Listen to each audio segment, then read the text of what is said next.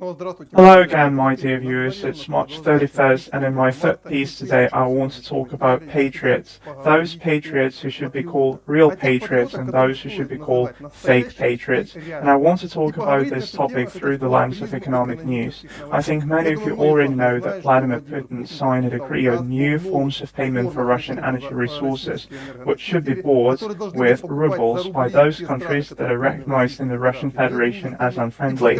And after the publication of this decree, all the talk about Russia bending over and making concessions to the West ended. To purchase Russian natural gas, they must open ruble accounts in Russian banks. These accounts will be used to pay for the gas supply starting tomorrow from April 1st. Here, of course, you can say, so what, nothing has changed for Europeans. No, a lot has changed. In fact, they really do need to buy rubles, and obviously, since the issuer of rubles is the Russian central bank, they need to buy rubles from a Russian bank. And it's absolutely irrelevant whether, for example, our European partners themselves go to the Moscow interbank currency exchange and buy Russian rubles, or whether Gazprom Bank does this, although this certainly allows the Europeans to save face. Bring your currency there, the bank sells it, and then they get the rubles. In other words, you will not be able to freeze this money to cut off Russia from foreign exchange earnings.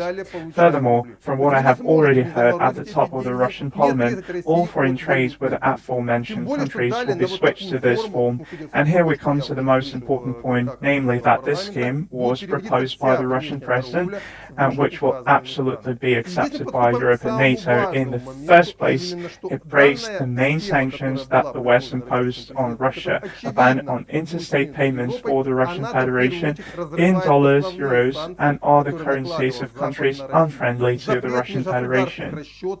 And as of today, these bans are essentially no longer in effect. And as far as the Russian Federation is concerned, everything what Putin said has been fulfilled. All foreign currency proceeds are sold for rubles, and consequently all Russian corporations are selling their products for rubles.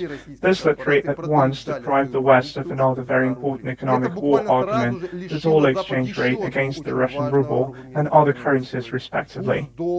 Remember, Biden said we'll make the dollar worth 200 Russian rubles. Today, as a result of these decisions made by the leadership of the Russian Federation, the dollar is worth 83 to 84 rubles. In other words, the Russian currency has essentially won back all the fall that had been taking place since the beginning of the hostilities in Ukraine. And this is another powerful slap in the face to the West. Because there's absolutely no leverage on Russia today except for brute military force, and the Europeans and Americans should thank themselves. First of all, it was them who ruined this world since 2008. It was this result that they were predicted for at least 10 years, and now this result has come. And here we come to the subject of patriotism. You know, I have heard a lot of rebukes about the leadership of the Russian central bank. My position has always been neutral. I always read the law according to the laws of the Russian Federation. The central bank is clearly and unequivocally subordinate to the Russian leadership. But there were people who doubted, short-sighted people who could not read the laws. And they say, well, we know that yes, the law is like that, but they're subordinate to the West. And today it's time to find out just how false these allegations were and how patriotic the position of the leadership of the central bank really is. Let us judge by the results. So the ruble we already know is 83 to 84 rubles to one American dollar. Given the enormous sanctions, the enormous pressure, and not just enormous pressure, the unprecedented pressure from all the so-called, not to emphasize casually, so-called developed countries, the Russian ruble is essentially unshakable. US President Joe Biden with his $1 for 200 rubles fed in a puddle. Moreover, the Russian stock market has already almost completely recovered the fall into which the so-called Western partners wanted to bring it down, and as of today has about 20% left to recover to reach the level of the beginning of the military campaign. The federal loan bond market has fully stabilized, yields are falling to crisis levels. We're skipping the subject of the ruble. Total collapse of the stock market did not happen. The collapse of the corporate bond market did not happen. Structural liquidity deficit, 7 trillion rubles in early March, reduced to 1 to 1.5 trillion rubles at the end end of the month. And all this is primarily the merit of the central bank. You have to admit that it looks strange. The central bank, supposedly subordinate to the West, has a unique chance to bring down the Russian economy, but it does its best and most importantly, achieves the result and keeps the economy on the right course and even achieves victory over the West. And first of all, full credit here to the Central Bank of the Russian Federation, whose leadership showed that despite the fact that they were accused there by the so-called patriots that they were liberals, that they would betray the country, they did not. They defended their front on which they were put.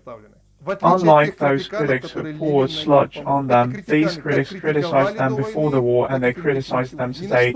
These political impotents are incapable of anything else. All they can do is resent, build resentments and complain. And also some of them are very fond of being quoted by the Ukrainian media today because they even begin to pour sludge on the Russian army. And this is very, very much appreciated on the Ukrainian information front today, especially in Kiev. This is about patriotism.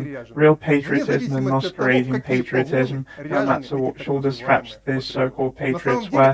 In fact, it's situations like this, trials like this, that show who is the real patriot of his country, regardless of his views, and who is a fake, and accordingly, the friends and enemies of each country show themselves in this situation too. That's what I wanted to tell you today. That's all for now on this subject. Goodbye, and the next material will be the traditional evening bulletin from the front. Goodbye.